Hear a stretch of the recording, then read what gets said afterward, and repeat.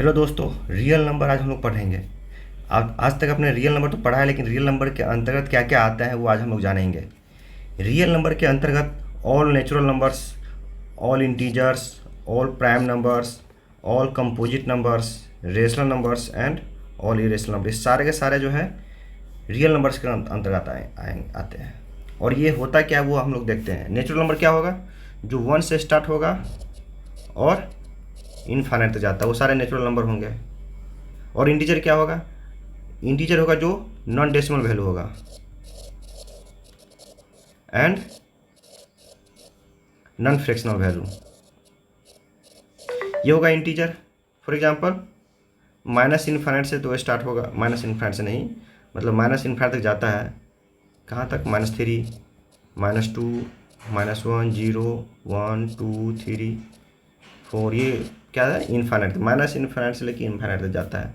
और ये क्या है? नॉन डेसिमल वैल्यू होना चाहिए और नॉन फ्रैक्शनल वैल्यू, ये सारे के सारे क्या है? इंटीजर वैल्यू कहलाएंगे। प्राइम नंबर क्या होगा? जो 1 एंड सेल्फ के अलावा किसी और से ना काटे, वो क्या होगा? Prime number. फॉर एग्जांपल 2, 3, 5, 7, 9, 11, ये सारे क्या है? प्राइम नंबर है। ये सारे के सारे क्या रियल नंबर के अंतर्गत आएंगे। कंपोजिट नंबर क्या होगा? 1 एंड सेल्फ के अलावा एक और, एटलीस्ट एक और फैक्टर होना चाहिए, वो कंपोजिट नंबर होगा। फॉर एग्जांपल 4 जो है 1 और 4 के अलावा एक और इसका फैक्टर है, 2 है, तो क्या हुआ? कंपोजिट नंबर कहलाएगा। ऐसे 6 हो गया, 1 और 6 के अलावा 2 एंड 3 है, तो क्या हुआ? कंपोजिट नंबर होगा। तो सारे के सारे कंपोजिट नंबर क्या होगा? रियल नंबर के अंतर्गत आएंगे। रेशनल नंबर क्या होगा? रेशनल नंबर क्या होता है? जिसको कोई भी नंबर जिसको p/q के फॉर्म में लिखा जा सके, where q is not equal to 0। p और q क्या है? p and q are integer. Example के लिए देखते हैं क्या क्या हो सकता है। एग्जाम्पल के लिए जैसे 2 देखते हैं। 2 क्या रेशनल नंबर होगा? यस सर, 2 रेशनल नंबर है। क्यों? क्योंकि 2 को 2/1 के फॉर्म में लिख सकते हैं, p/q के फॉर्म में। फॉर एग्जाम्पल 10.3 को भी है डेसिमल नंबर, लेकिन इसको रेशनल नंबर के फॉर्म में लिखा जा सकता है। यस, लिखा जा सकता है।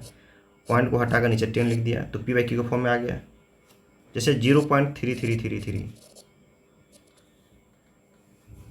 क्या ये रेशनल नंबर है? यस, ये रेशनल नंबर है। क्यों? क्योंकि इसको 0.33 को 0.3 बार लिख सकते हैं, क्योंकि ये रिकरिंग नंबर है और रिपीटेड है। और इस बार को हटाकर हम लोग क्या लिख सकते हैं? 3/9 लिख सकते हैं। और इसको 1/3 के फॉर्म में, एक p/q के फॉर्म में लिखा गया है, इसलिए क्या ये रेशनल नंबर है। तो रेशनल नंबर क्या होगा? जो रिकरिंग नंबर होगा और नॉन रिपीटेड नंबर और रिकरिंग, ये सारे के सारे रेशनल नंबर कहलाएंगे। तो इरेशनल नंबर क्या है? इरेशनल नंबर वो है जो रेशनल नंबर नहीं होगा, रेशनल के अलावा जो नंबर होगा वो इरेशनल नंबर होगा। फॉर एग्जांपल √2 का वैल्यू देखो। √2 का वैल्यू क्या होता है?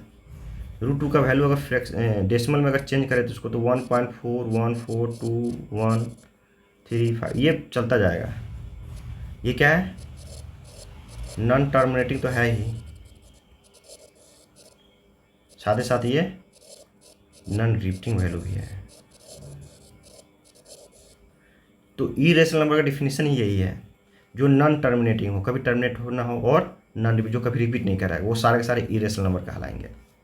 जैसे एक्सपोनेंशियल ई का वैल्यू निकालो, एक्सपोनेंशियल ई का वैल्यू जो निकालोगे तो क्या होगा? 2.71828 इस तरह से होता है, और ये चलता जाएगा। ये भी क्या है? नॉन टर्मिनेटिंग वैल्यू और नॉन रिपीटिंग वैल्यू है।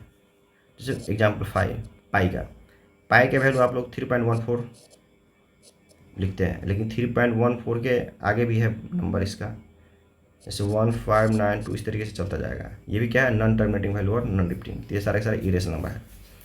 अच्छा दोस्तों, रियल नंबर के अलावा भी नंबर होता है जिसको इमेजिनरी नंबर कहते हैं। और इमेजिनरी, रियल नंबर और इमेजिनरी नंबर जो है हम लोगों को कॉम्प्लेक्स नंबर के में पढ़ना पड़ता है, कॉम्प्लेक्स नंबर। तो वो हम लोगों को 10th के बाद 11th 12th का सिलेबस है। ठीक है दोस्तों, तो आज के लिए इतना ही। Thank you.